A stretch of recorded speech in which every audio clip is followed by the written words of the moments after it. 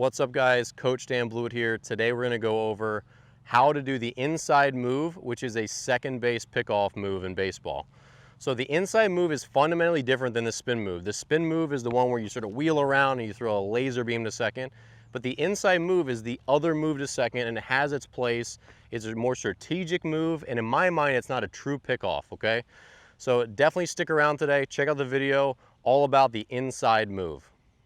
All right, so we're going to talk about second base pickoff moves. So in baseball, the inside move is one of two pickoff moves to second, but this is the move that I don't consider a true pickoff move to second base. And the reason is it's really more based on strategy, and it's based on catching runners when they're sort of doing the automatic steal with 3 and 2 and 2 outs. So in this video, let's go over how to do the inside move and the 3 main strategic points that you need to understand to really do it well, okay? So first, the inside move is this one. So you probably know at least one of the 2 pickoff moves to second base, but this is the inside move. You lift your leg up, and at the top, you turn, and then you're free to basically throw to second base or not. Obviously, when you pick to second base, you don't have to throw it. You can fake it if you want, you don't have to throw the ball. Same thing with third, although you should never pick off to third base. When you pick off to first base, if you don't know, you do have to throw it, unless you step off the rubber, which is something you should never do anyway, but moving on. Okay, so second base, what most pitchers do is the following. They typically just do this. Boom. And when they do this, we don't get any outs because the runner basically has had no time to get off the base and really get himself into trouble. It's kind of like having a mouse trap that you don't put any bait on, right?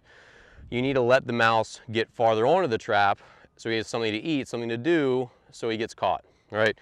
Here, we're going to catch runners by being convincing, by keeping our eyes, our shoulders the same, just dead straight towards the plate, and by keeping our leg kick the same pace and the same height as usual.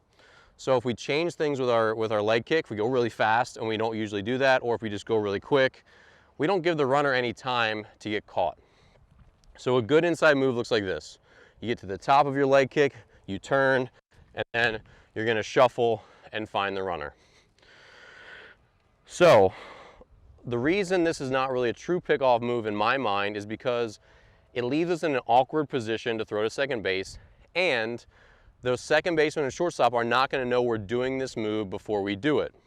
So because of that, when I come set and I do my move and I'm here and I say, oh man, I've got a chance at this guy, I'm in a really awkward throwing position. This is not a good position to throw. You know, I've got to throw across the diamond like a shortstop. So it's not something that if we really want to, boom, get a guy who's going back to the base, it's not going to be an effective, strong throw. The other thing is, this is not a play between my shortstop and my second baseman. So they're not going to know I'm doing this move. So even if I do catch someone and now I'm here, they're not at the base yet because they didn't know I was going to do it. The other move, the spin move, which is this one, is a play. It's something that I'm going to communicate with my shortstop about, or the coach is going to put that play on for me.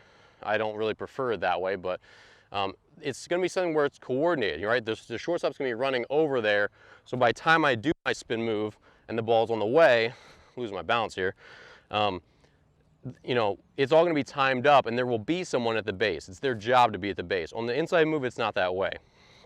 So that's reason number one. It leaves you in an awkward throwing position, and our second baseman, our shortstops, will not know, or our shortstop, singular, will not know that I'm doing it. The other reason is that when I do this move, I'm typically going to do it on the automatic steal, which is 3 and 2, 2 outs with a force out situation. So that means first and second, bases loaded, runner on first, or first and third. Obviously, if I'm doing a move to second base, it's got to be first and second, or bases loaded. So with 3 and 2 and 2 outs, it's either going to be a foul ball, it's going to be a strikeout, or it's going to be a walk. So the runners can steal without any worry, right? So they're just going to watch me, and oftentimes they're just going to go as soon as I lift my foot. And if they do that and I wheel around, now they've got a running lead and they're caught, right? So that's the main use for the inside move, except for one more strategic option. So let's talk about this for one more second. If I catch someone, so they're going on first move and now I'm here, that runner is going to be out in no man's land. He's going to be really far off the base, and his momentum is going to be going towards third. So for me to be ready to automatically throw to second base is not the right thing to do, because he's going to third, no one is yet at second base, and I'm in an awkward position to throw. So when you do the inside move and you get someone, well, before you even get someone, you need to have the following things in mind. And your checklist needs to be this. If I catch someone when I do the inside move, I'm going to square my hips, shuffle at him, figure out where he's going, and then give the ball up to one of my teammates. So it'll look like this. And I'm going to take off after him if I feel like that's the right move. But the very first thing I need to do after I do the inside move is I need to square my feet into a good position to shuffle and throw effectively. So the last thing that's important to know about the inside move is that it's for fact finding about bunt situations. So if coach wants to know, is this team going to bunt? Say I've got a runner on second, no one out in the late innings, and they might bunt him to third base, so he's on third with one out, so a sac fly scores him. I want to know, if I'm a coach, if he's going to square around. So if we have the runner on second, I can do this.